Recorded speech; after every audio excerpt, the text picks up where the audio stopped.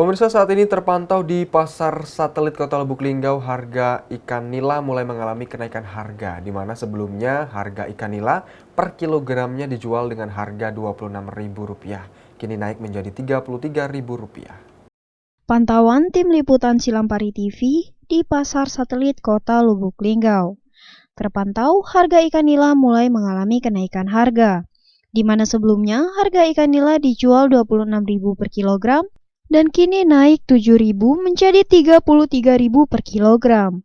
Pedagang ikan nila Emi mengatakan, kini ikan nila mulai sepi pembeli. Ia mengatakan harga ikan nila sekarang sangat meningkat. Ia juga menambahkan mereka pernah menjual ikan nila dengan harga modalnya, sebab sepi pembeli dan harga mahal. Pinian dek, Harganya? harga mendesak 3 ada 30. Kadang jual modal 28. Harga itu mahal sekarang. Sekarang lagi mahal nian. Biasanya harga berapa, Bu? Biasanya harga 26, 25. Sekarang mahal ya? Ya sekarang mahal, barang susah. Cak mana pembeli? Tim liputan Silampari TV.